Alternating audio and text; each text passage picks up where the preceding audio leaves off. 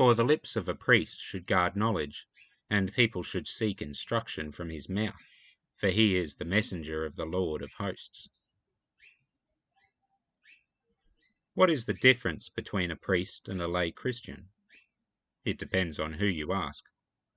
The Roman Catholic answer would involve something about the ontological shift, the change of view from before and after ordination. An Anglican would have to say something about being chosen out of the congregation to speak God's work back to that congregation. Other denominations use different terms, pastor, minister, and so on. Whatever the case, there is always a sense of separation.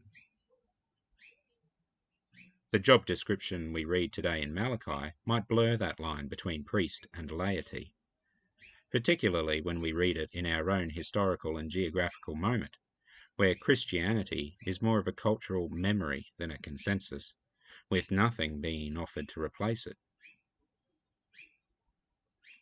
If we love the Lord Jesus, we are drawn to him in prayer, Bible study, and worship. Some Christians do those things more often than others, but the responsibility placed upon any of us is the same.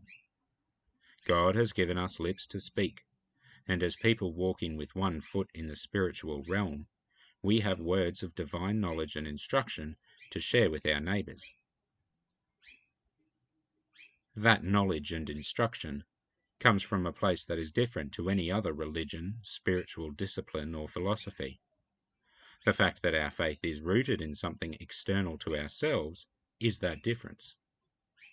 Every worldview that people are trying to advance, whether it is the blind faith of atheism, the unnecessary complication of philosophy, or the navel-gazing of whatever new Hindu, Buddhist, New Age hybrid has come along, focuses on the self. It is about the individual bettering themselves. The message of Jesus frees us from that effort. Jesus is the one who is external to us, who has put everything into its meaningful place, and gives us our peace and assurance because we rely on him, who is unchanging, and not on us, who are lazy and capricious.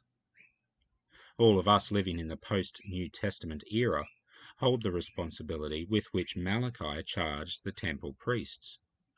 All of us have knowledge to guard and the instruction people to seek. All of us are messengers of the Lord of hosts. This is where we are at in Revelation today.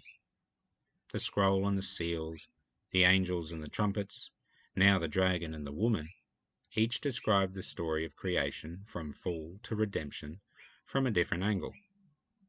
We have the responsibility, as well as the honor, of joining the voices in heaven of announcing the salvation and the power and the kingdom of our God and the authority of his Messiah, for the accuser of our comrades has been thrown down.